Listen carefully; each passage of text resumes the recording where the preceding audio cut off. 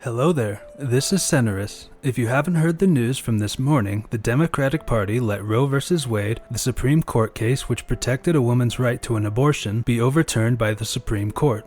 Despite having since 1973, when the case was decided by the court, to codify the ruling into law, and many chances to do so, the Democrats instead have used abortion as a culture war and fundraising issue, scaring well-meaning liberals into voting for them because the alternative is the Republican Party, a party hell-bent on stripping away women's rights since the ruling was made. But if the Democrats were really in favor of passing a law guaranteeing a woman's right to choose, why haven't they? The Democrats had control of both houses of Congress and the presidency under Jimmy Carter, Bill Clinton, Barack Obama, and Joe Biden, and while the former two have some culpability, let's focus on the latter two, Obama and Biden, as the decisions of Democratic leadership over the past 15 years has had more impact on leading us to where we are today. In 2007, a bill called the Freedom of Choice Act, which would codify Roe, guaranteeing every woman the right to choose to bear a child, terminate a pregnancy prior to fetal viability, or terminate a pregnancy after viability when necessary to protect her life or her health, was introduced in both houses of Congress. Despite several co-sponsors in both houses, including many members of the Senate Democratic leadership like Patty Murray, Hillary Clinton, Joseph Lieberman, and Dianne Feinstein, the bill was referred to committee, where it died.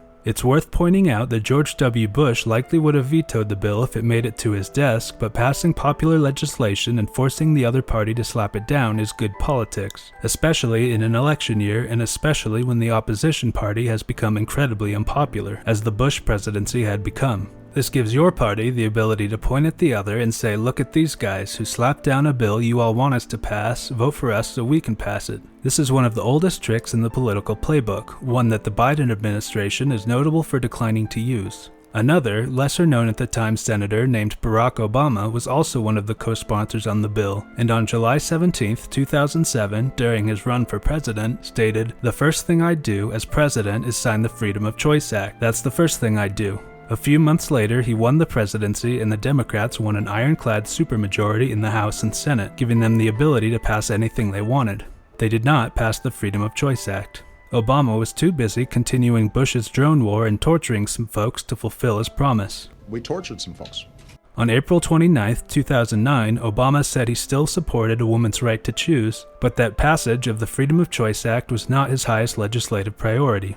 Besides changing passage of such a bill from a day one priority to one which wasn't worth pursuing at all despite the supermajority, there are several other important things that occurred at the end of Obama's presidency. Supreme Court justices serve lifetime appointments to the court, although it's common for them to retire while their party is in power so that their replacement maintains the liberal or conservative majority they need to shape law. When Justice Antonin Scalia, an extremely conservative member of the court, passed away in 2016, President Obama nominated Merrick Garland to fulfill his vacancy. The ever-ruthless Senate Majority Leader Mitch McConnell refused to hold hearings or a vote to confirm him, claiming that filling a vacancy during the election year was anti-democratic and the election should be used to determine who the people want on the court. If you're too young to remember this or just weren't paying attention to politics at the time, it's hard to explain how insane this move was. The idea that Mitch McConnell, who spent his whole life as a servant of power, doing whatever inhumane and undemocratic thing his donors wished for and blocking basically anything the Democratic Party, which was put in power by the people, tried to pass, showed how nonsensical his excuse was.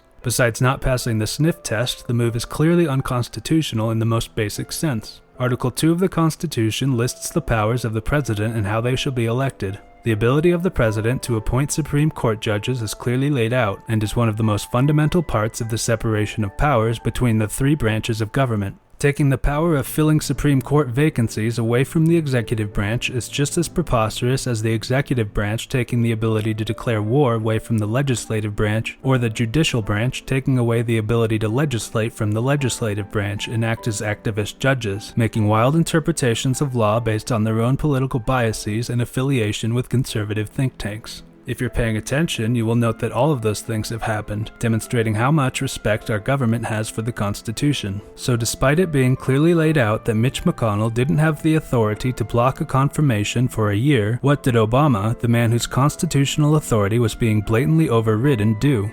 Absolutely nothing. He could have used the bully pulpit to point out that this was basically a constitutional crisis, but no, he just kinda chilled for the last year of his term. We also can't explain how we got here without talking about another Supreme Court Justice, Ruth Bader Ginsburg. Ginsburg was a strong advocate of women's rights for her whole career and one of the more liberal justices on the court. At the end of Obama's presidency, she chose to remain on the court despite the strong possibility of Republicans winning the 2016 election after the Democrats squandered the support of young people during Obama's terms, and despite her advanced age of 83 and her multiple bouts with cancer. When she passed away in September of 2020, Mitch McConnell, who remember had a problem with Obama filling a vacancy a year out from an election, had no problem filling a vacancy less than 2 months out from an election under Trump, further showing his previous comments about the people's wishes and democracy to just be a ruthless lie from a partisan hack. In any case, Obama's unwillingness to play hardball with McConnell and Ginsburg's perplexing decision to stay on the court led to Trump getting 2 of his 3 Supreme Court appointments, which led to the conservative majority they needed to overturn Roe v. Wade.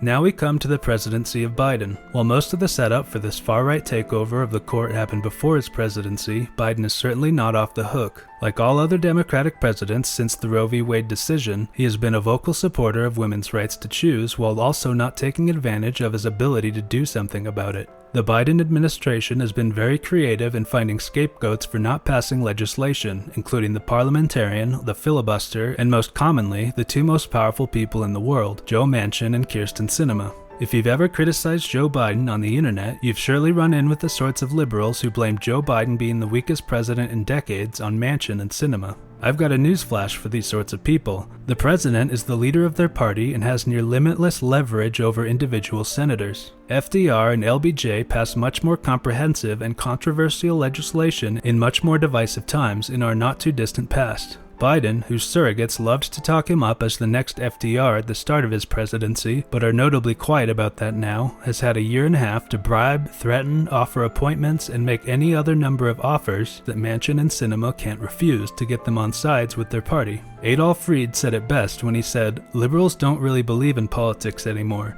just in bearing witness to suffering." Joe Biden, the President of the United States, should have done his job to play politics and do whatever it takes to get them to vote how he needed them to instead of constantly getting outplayed by them. If he wasn't an ooh-woo small bean president, the party could just nuke the filibuster and pass a bill codifying Roe v. Wade, as well as other popular legislation he allegedly wants to pass, like Build Back Better, a 15-hour minimum wage, etc. Alternatively, they could get creative with reconciliation and get rid of the Hyde Amendment, which prohibits use of federal funds for abortion, which would allow Medicaid to cover abortions and bypass the filibuster entirely. The fact of the matter is that this widespread modern liberal belief that if 2 senators are against something, there is nothing that can be done to change their minds, least of all the president, is ridiculous on its face, and the history of the presidency is the history of showing that this isn't the case. So that briefly explains how we got to today, but now how about the aftermath? What have the Democrats done in the hours since the ruling? Well, they're currently on vacation right now until the middle of July. The Senate Judiciary Committee announced it will hold an exploratory hearing in a month to talk about it. A lot of Democrats are tweeting about how women's rights are on the line in the midterms, as if they haven't been on the line for 50 years and yet the Democrats are still running on it. Nancy Pelosi wasted no time to send out fundraising emails, hoping Democratic voters will reward the party's inaction by giving them more money.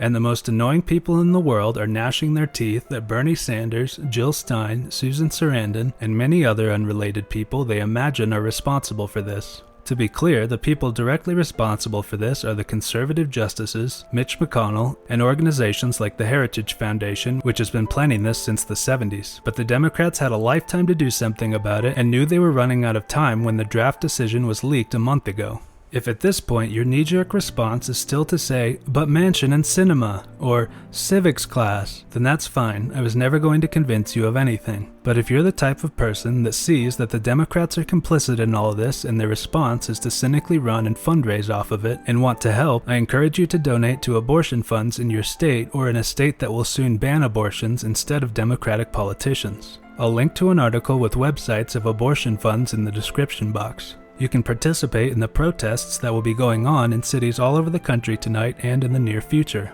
Enshrining the basic human right of women to choose whether or not to get an abortion is going to be settled by direct action, civil disobedience, and building dual power outside of electoralism much more effectively than spending a few minutes every 2 or 4 years voting for Democrats. Thanks for watching. Stay safe at any protests you attend and take care of yourself and your loved ones. Our reliance on each other is what will get us through this, not reliance on an increasingly weak and ineffective Democratic Party. Peace.